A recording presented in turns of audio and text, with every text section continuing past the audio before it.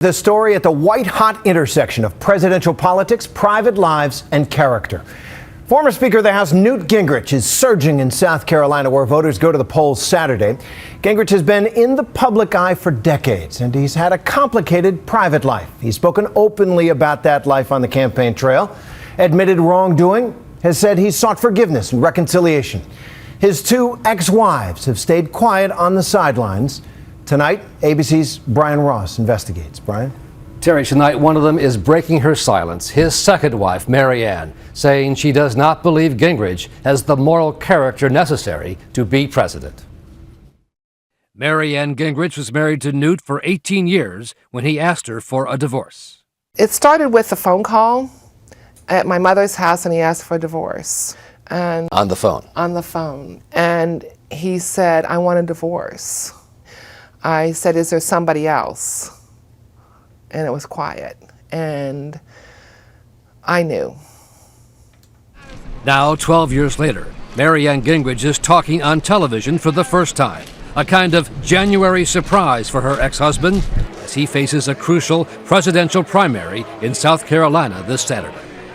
If he's running for president, he has answers to give. You know his secrets.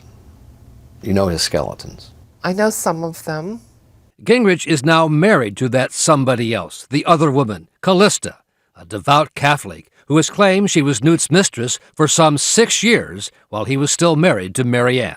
I found out during our conversations that it was occurring in my bedroom in our apartment in Washington. And he always called me at night. He always ended with, "I love you." Well, she was there listening. Right next to him.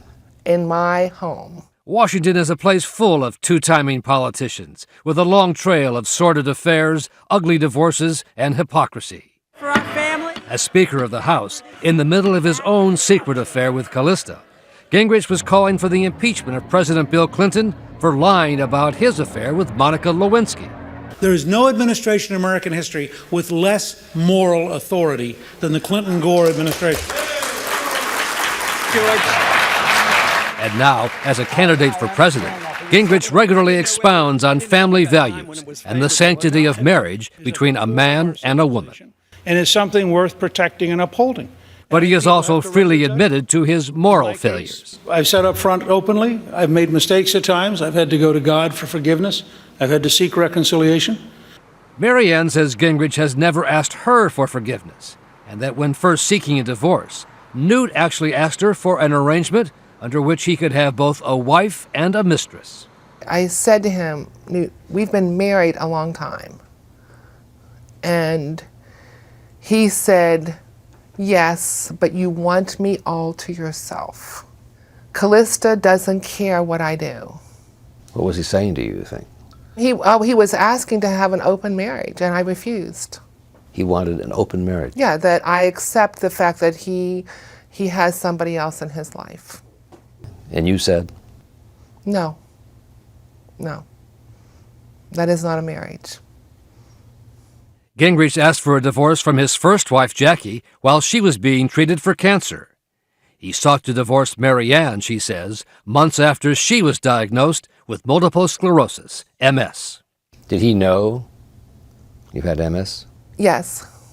When he asked you for a divorce? Yes, and he also was advised by the doctor when I was sitting there that I was not to be under stress. He knew. During tonight's CNN debate in South Carolina, the first question of the evening was about the open marriage allegations, and Gingrich angrily denied them to cheers from the audience. You chose to start the debate with it. Don't try to blame somebody else. You and your staff chose to start this debate with us. Now, let me be quite clear. The story is false. Every personal friend I have who knew us in that period says the story was false. Earlier, the campaign also made available his two daughters from his first marriage. The truth, Brian, is that our father and Marianne had a difficult marriage. They had a difficult divorce. She's unhappy. And this has been over for over a decade. He's a much different person than he was then. He's grown. He's gotten closer to God. His faith in God has grown. And I think what people need to remember is this happened a very long time ago. And we wish Marianne no ill will. We wish her the very best. But it happened a long time ago. Marianne Gingrich says she does have many fond memories of Newt, holding hands on the mall, hiking the mountains, dressing up on Halloween, a time when she says they were without power or much money. Did that create a desire to get rich? I think we always talked that money would come when he left Congress. Will the gentleman from Georgia please raise his right hand? But while still in Congress, as Gingrich became Speaker of the House, they traveled the world, even as he and she were caught up in several ethics investigations. On this issue, Marianne defends her ex-husband. Is he an ethical man? At the time, I believed him to be ethical.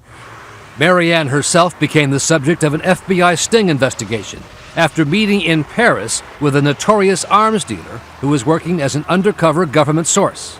The investigation was ultimately dropped, but a 1997 FBI document obtained by ABC News says Gingrich told the source that she was in a position to get things done in Congress and asked for $500,000 for herself up front as part of an alleged $10 million bribe to buy influence with her husband, the Speaker of the House. This is all made up, fabricated, hogwashed. This is a convicted felon talking with people that have nothing to do with me. But you met with him. I did meet with him. It would cost $10 million to get the job done. Did you ever try to sell your husband's position? Heavens, no. Newt Gingrich lost his power as Speaker of the House and resigned from Congress in 1998. A year later, he asked for a divorce and, says Marianne, began to plan his campaign to run for president with Callista by his side, who is probably best known in this campaign for the hundreds of thousands of dollars worth of jewelry Gingrich bought for her at Tiffany's. He did tell me once that she was going to help him become president. What was your reaction to that? Didn't look like help to me. We asked the Gingrich campaign if he would appear tonight in our report, but they declined to make him available. Following Gingrich's strong denial tonight of the open marriage allegations, I checked back with his ex-wife Marianne, who told me by phone she stands by her story. My story is the truth, she told me. If he had really changed, he could have stepped up tonight and said he was sorry, but he never has. So that is her reaction tonight, Terry. And a tough one it is, Brian. And as you know, this story has sparked a lot of controversy. And tonight at that CNN debate in South Carolina, Newt Gingrich spoke out passionately about the whole subject, after moderator John King had made it the focus of his first question. I think the destructive, vicious, negative nature of much of the news media makes it harder to govern this country, harder to attract decent people to run for public office, and I am appalled that you would begin a presidential debate on a topic like that, to take an ex-wife and make it 2 days before the primary. A significant question in a presidential campaign is as close to despicable as anything I can imagine.